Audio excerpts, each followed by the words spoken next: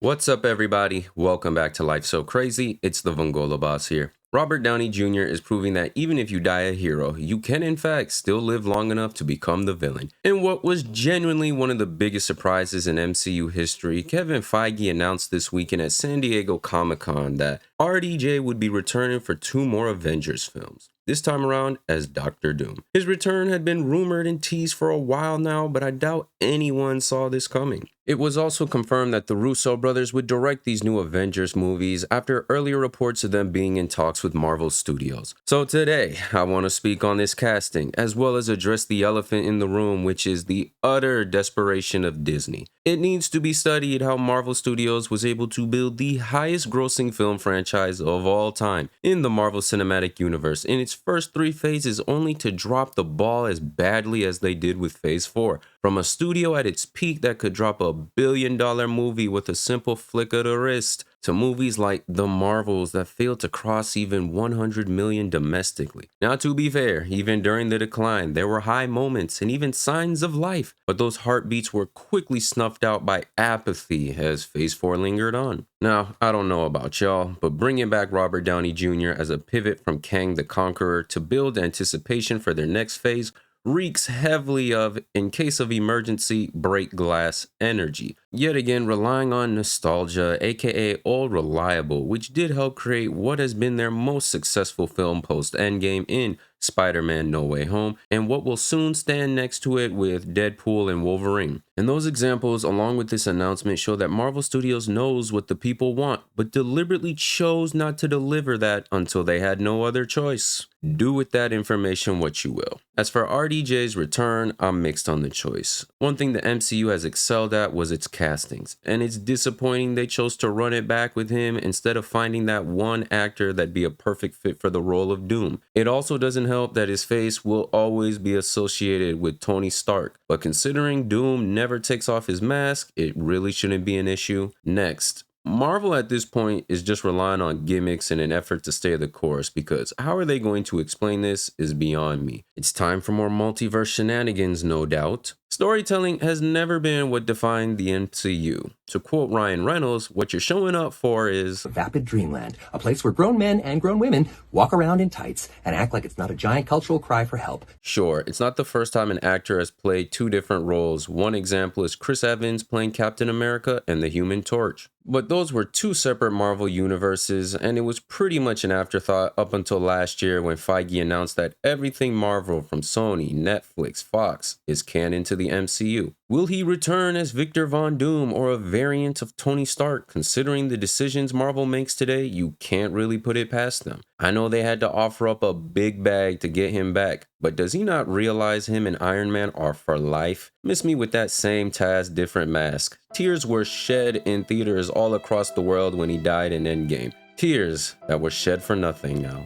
But that's just how comic books of the superhero variety have always worked. Nobody really stays gone in this business. You get invested over the course of months, even years, and then boom, reboot. And with the announcement of Avengers Secret Wars, it's clear that the MCU is headed in that direction. A get out of jail free card to try and get a clean slate after the poor execution of Phase 4. Now the question is, will this win back audiences, or is the MCU back? My attitude towards the MCU at this point is the same one I had when I went to see No Way Home in theaters, and the same one I'll have whenever I go to see Deadpool and Wolverine. You'll still get some banger movies when you feature characters people love and want to see, so much for superhero fatigue, right? But the pull the MCU once had that was able to turn D-list heroes into household names is over, ladies and gentlemen.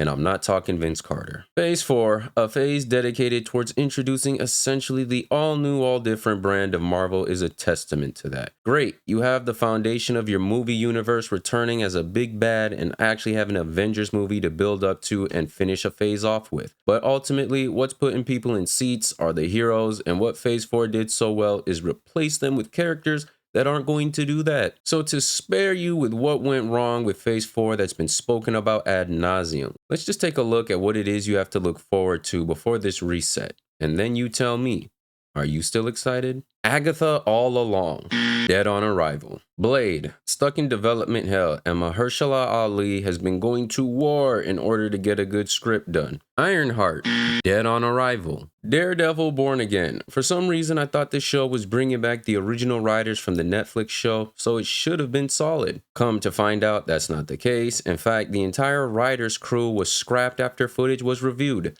Not good at all.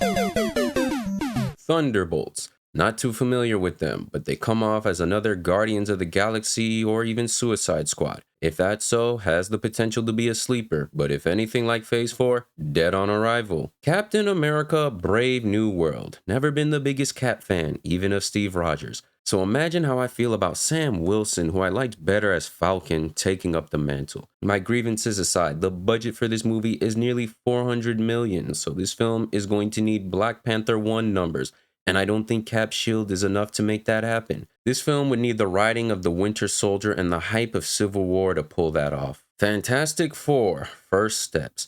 This, I feel, is really the make or break film for the MCU at this point. Whether or not they're really back depends on this movie, in my opinion. And that's just what's on the horizon, which doesn't include how they'll introduce the X-Men or redeem OGs like Thor. As for the rest of the new generation, the veterans will carry, but if they manage to pull off the Fantastic Four and get some X-Men in there, they might actually have something that normies will latch on to. But that's assuming they stop running their heroes into the ground, which seems to be a tall order for Disney Marvel. To wrap this up, Robert Downey Jr. managed to do both. Superhero fatigue is not real, and nostalgia is carrying the MCU. If you enjoyed the video, leave a like and subscribe to the channel if you're new, and drop a comment down below. I want to hear what you guys have to say about this. Are you still keeping up with the MCU, or has the apathy set in? Are you for this casting or not? Let me know. Check out the 2 videos showing up on the screen to see more Life So Crazy.